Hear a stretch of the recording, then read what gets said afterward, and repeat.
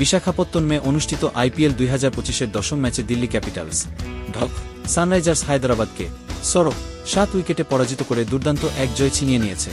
সরফ প্রথমে ব্যাট করে 3 ওভারে 163 রানে অল আউট হয়ে বড় চাপে পড়ে যায়। তবে দিল্লির বোলিং আক্রমণ ছিল অবিশ্বাস্য। মিচেল স্টার্কের বিধ্বংসী বোলিং 5 উইকেট একেবারে ধ্বংসস্তূপে পরিণত করে সোরহের ব্যাটিং লাইন আপকে। জবাবে দিল্লি ক্যাপিটালসের ব্যাটিং ছিল আক্রমণাত্মক ও আত্মবিশ্বাসে ভরা। ফ্যাফ ডু প্লেসি 26 বলে ঝড়ো 50 রান করে দলকে দুর্দান্ত সূচনা এনে দেন।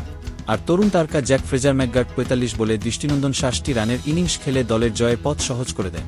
কেএল রাহুলও তার অভিষেক ম্যাচে 22 বলে 35 রানের ঝলমলে ইনিংস উপহার দেন, যা দলের জন্য ছিল এক বিশেষ মুহূর্ত। অবশেষে দিল্লি মাত্র 16 ওভারে 3 উইকেট হারিয়ে 160 রান তুলে জয় নিশ্চিত করে, আর গ্যালারিতে উপস্থিত সমর্থকরা উল্লাসে ফেটে পড়ে। এই অসাধারণ জয়ের ফলে দিল্লি তাদের অবস্থান আরও শক্তিশালী করল পয়েন্ট টেবিলে, আর দলটি আত্মবিশ্বাস নিয়ে সামনে এগিয়ে যেতে প্রস্তুত।